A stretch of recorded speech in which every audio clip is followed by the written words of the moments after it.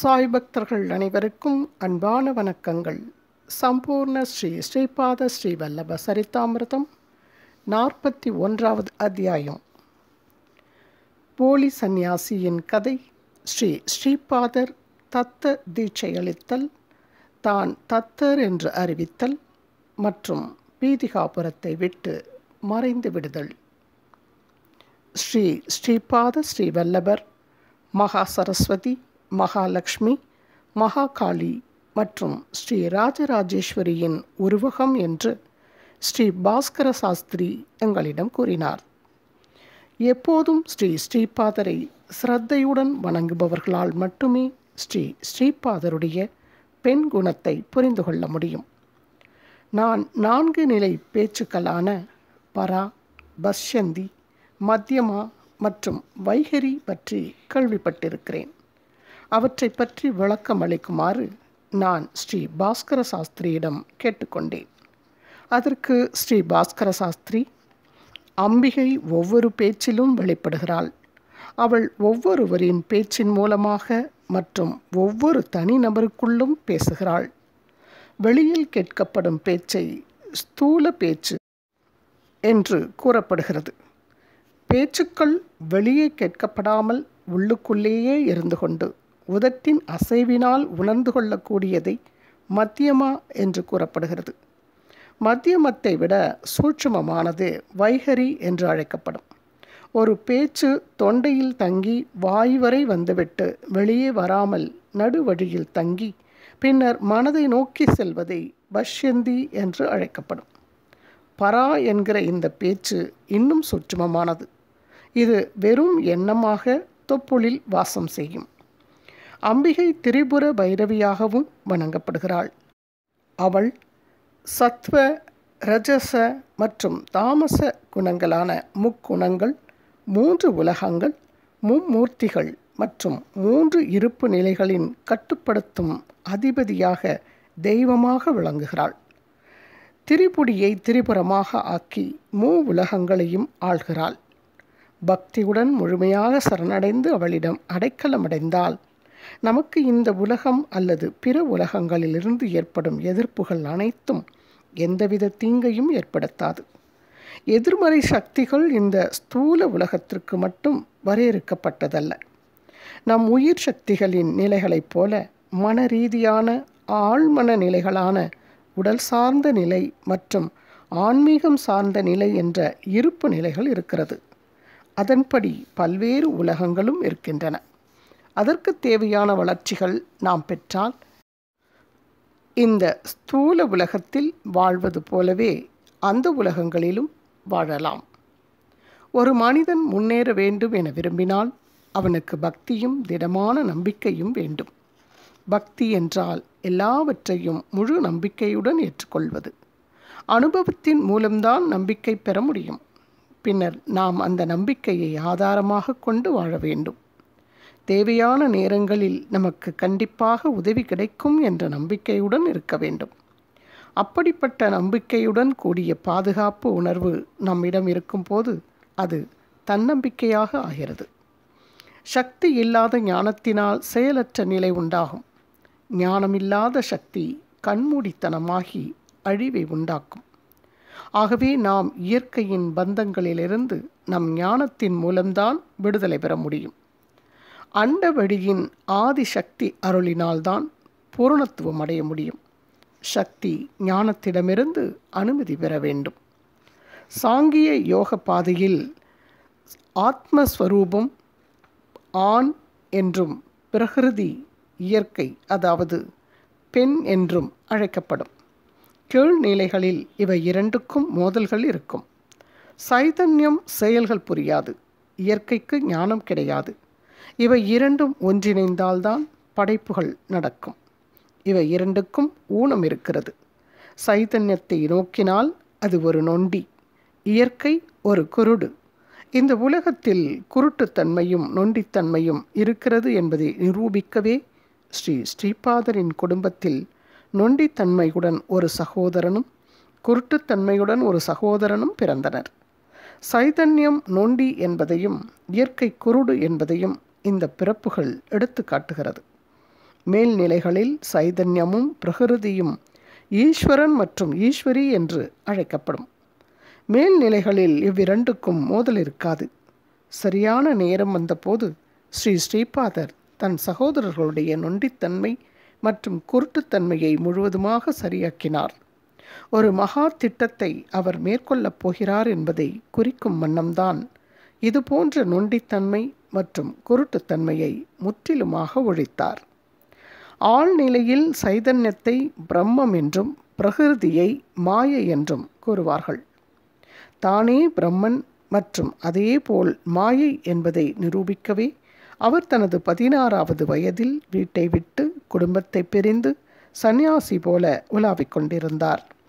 வரையறையில்லாத எல்லையற்ற பண்புகள் உடைய பிரம்மத்துக்கு வரையறை அளிப்பது சக்தி எனும் மாயைதான். எல்லையற்ற குணமுடைய பிரம்மமாக இருப்பினும் மாயையின் வரையறைக்கு கட்டுப்பட்டு வேலை செய்வதை குறிக்கும் வகையில் அவரின் பிறப்பு பீதிகாபுரத்தில் நிகழ்ந்தது. 16 வயதிற்கு பின்னர் அவர் எல்லையற்ற குணமுடைய பிரம்மமாக மாயையின் கட்டுப்பாட்டில் இருக்கப் போவதில்லை என்பதை அவர் முன்பே தெளிவாக்கி விட்டார். அவர் பக்தர்களை முன்னேற்ற அவதரித்த உயர்ந்த அடிப்படை தத்துவம். கீழ்நிலைகளில் பிரகிருதி மிகவும் சக்தி வாய்ந்ததாக இருக்கும். அதை விவரிக்கவே இயற்கையால் பீதிகாபுரத்தில் பல சர்ச்சைகள், விவாதங்கள் மற்றும் துன்பங்கள் ஏற்பட்டதாக ஸ்ரீபாதரின் சரிதாமிர்தத்தில் இருக்கிறது. பின்னர் மத்திய நிலையில் புருஷரும் பிரகிருதியும் சமமாக இருக்கும். இந்த நிலையில் சில நாத்திகர்கள் மற்றும் சிலர் பிரச்சனைகளை உருவாக்கினர். அதேபோல பல அனுபவங்களை பெற்ற பின்னர் நம்பிக்கை பெற்ற பிறகு அவரை அவதாரம் என்று கண்டுணர்ந்த மக்களும் இருந்தனர். அவர் பீதிகாபுரத்தை விட்டு சென்றபோது இருந்த நிலையில் மாயை அவருடன் ஐக்கியமாகியிருந்தது. தான் பரபிரம்மத்தின் அவதாரம் என்று தெளிவாக அறிவித்துவிட்டு பின்னர் தன் அவதார லீலைகளை மிகுதியாக வெளிக்காட்டினார். பீதிகாபுரத்தின் சூழ்நிலை அதற்கு ஏற்றவாறு இல்லை என்பதால் அவர் பீதிகாபுரத்தை விட்டு கிளம்பிவிட்டார். சில நூற்றாண்டுகளுக்கு பிறகு உலகம் முழுவதும் அவருடைய புகழ் பரவும் போது அவருடைய விருப்பத்தின்படி பீதிகாபுர வாசிகளுக்கும் ஞானம் உதிக்கும். முழுமையாக வெளிப்பட்ட நிலையில் அவருடைய தெய்வீக சைத்தன்யம் மனிதனுடைய சைத்தன்யத்தின் நொண்டித்தன்மையையும் இயற்கையின் குருட்டுத்தன்மையையும் அகற்றும். நான் ஸ்ரீ பாஸ்கர சாஸ்திரியிடம் எந்த சூழ்நிலையில் ஸ்ரீபாதர் பீதிகாபுரத்தை விட்டு கிளம்பினார் என்று கேட்டதற்கு, ஸ்ரீபாதரின் தெய்வீக லீலைகள் சாதாரண மக்களின் கற்பனைக்கு அப்பால் இருக்கும். ஒருமுறை ஸ்ரீ குக்குடேஸ்வரர் கோவிலுக்கு ஒரு சந்நியாசி வந்தார். அவர் ஒரு தத்த பக்தர். அவர் மக்களுக்கு தத்த தீட்சை வழங்கினார். தத்த தீட்சை 40 நாட்களுக்கு அனுசரித்தார் எல்லா விருப்பங்களும் நிறைவேறும் என்று அறிவித்தார். பீதிகாபுரத்தில் இருக்கும் பிராமண சமூகமும் தத்த தீட்சை எடுத்துக்கொண்டனர். அவருக்கு பெருமளவு தட்சிணை கிடைத்தது. அந்த பணத்தில் சிறு பகுதியை அவரிடம் தீட்சை பெற்றுக்கொண்ட பிராமணர்களுக்கு அளித்தார். அந்த பிராமணர்கள் மற்ற ஜாதியை சேர்ந்தவர்களிடம் சந்நியாசியிடம் தீட்சை பெற்றுக்கொண்டு தாராளமாக தட்சிணை அளித்து தங்கள் வாழ்க்கையை முழுமையாக்கி கொள்ளுமாறு கூறினர். பிராமணர்களின் வார்த்தையை மீற முடியாமல் பலர் அவரிடம் தீட்சை பெற்றுக்கொண்டு பெரிய தொகையை சந்நியாசிக்கு தட்சிணையாக அளித்தனர். இதற்கிடையில் அனைவரும் தத்த தீட்சை பெற்றுக்கொள்ளலாமா என்கிற விவாதம் எழும்பியது. பிராமணர்கள், சத்திரியர்கள் மற்றும் வைசியர்கள் சங்கத்தினர் அனைவரும் சேர்ந்த ஒரு கூட்டம் நடைபெற்றது. அதற்கு ஸ்ரீ பாப்பன்னார்யா தலைமை தாங்கினார். ஸ்ரீ பாப்பன்னார்யா, ஸ்ரீ தத்தர் அனைவருக்கும் உரித்தானவர். அனைவரும் தீட்சை பெற்று கொள்ளலாம். ஆகவே அனைத்து ஜாதியினரும் சந்நியாசியிடம் தீட்சை பெற்று கொள்ளலாம். தீட்சை பெற்றுக்கொள்ளும் வாய்ப்பு அனைவருக்கும் வழங்கப்பட வேண்டும் என்று குறிப்பிட்டார். ஐயா, பிராமணர்கள், சத்திரியர்கள் மற்றும் வைசியர்கள் தங்கள் மத சம்பிரதாயங்களை கடைபிடிப்பவர்கள். ஆகவே அவர்கள் தீட்சை பெறலாம். சூத்திரர்கள் மத சம்பிரதாயங்களை கடைபிடிக்க மாட்டார்கள். ஆகவே அவர்கள் தீட்சை பெற்றுக்கொள்ளக்கூடாது. அவர்களிடம் நாம் தட்சிணை மட்டும் பெற்றுக்கொண்டு நம்முடைய தவ வலிமையினால் அவர்களை உயர்த்த வேண்டும் என்று பிராமண சங்கத்தின் பெரும்பாலானோர் கூறினார்கள். பின்னர் ஸ்ரீ பாப்பண்ணாரியா தன்னுடைய கருத்தை தெரிவித்தார். எல்லா ஜாதியிலும் சம்பிரதாயங்களை கடைபிடிப்பவர்கள் மற்றும் கடைபிடிக்காதவர்கள் இருக்கிறார்கள். யார் சிரத்தையுடன் ஜாதி சம்பிரதாயங்களை கடைபிடிக்கிறார்கள், யார் கடைபிடிப்பதில்லை என்று முடிவு செய்வது மிகவும் கடினம். முழு சமூகத்தின் நல்வாழ்வு மற்றும் சௌபாக்கியத்தை கருத்தில் கொண்டு தத்த ஹோமம் அல்லது மற்ற யாகங்கள், சடங்குகள் மற்றும் சம்பிரதாய முறைகளை செய்து முழு சமூகத்தின் நல்வாழ்வை பெறலாம். சூத்திரர்களிடம் தட்சிணை மட்டும் பெற்றுக்கொண்டு தீட்சை அளிக்காமல் இருப்பது நியாயமற்ற செயல் என்று எனக்கு தோன்றுகிறது.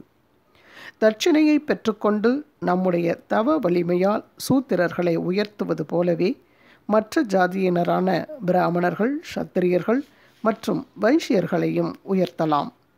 அப்படி இருந்தால் குறிப்பிட்ட ஜாதியினருக்கு மட்டும் சிறப்பாக தீட்சை அளிக்க வேண்டிய அவசியமில்லை.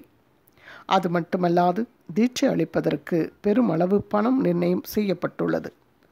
கூலி வேலை செய்யும் ஏழை மக்கள் பல நாட்கள் பட்டினியாக இருந்து இந்த பெருந்தொகையை தட்சிணையாக அளிக்கிறார்கள். தட்சிணை அனைவரும் தானே முன்வந்து அளிக்க வேண்டும். தனக்கு முடிந்த மற்றும் சந்தோஷத்துடன் அளிக்கும் தொகையைத்தான் தட்சிணையாக பெற்றுக்கொள்ள வேண்டும். அப்போதுதான் தத்தர் சந்தோஷமாக இருப்பார் என்று கூறினார். பிராமணர்கள் இவ்வார்த்தைக்கு மறுப்பு தெரிவித்தனர். நாம் பிராமணர்களாக இருப்பினும் நம் கிராமத்திற்கு சிறந்த பரமஹம்ச பரிவிராஜகர் வந்தபோது அவரை பூரண கும்பத்துடன் வேத மந்திரங்கள் முழங்க வரவேற்கவில்லை. அது மட்டுமில்லாமல் மக்களின் நல்வாழ்வுக்காக அவர் தத்த மண்டல தீட்சை அளிக்கும் போது பிராமண சங்கத்தை சேர்ந்தவர்கள் வித்தியாசமான மனப்பான்மையை வழிகாட்டுகின்றனர். இது மிகவும் வெட்கக்கேடு என்று கூறினர். இதன் தொடர்ச்சியை அடுத்த ஆடியோவில் பதிவிடுகிறேன். தொடர்ந்து கேளுங்கள் நண்பர்களே. குரு வாழ்க, குருவே துணை. ஓம் சாய்ராம். ஸ்ரீபாதராஜம் சரணம் பிரபத்தியே.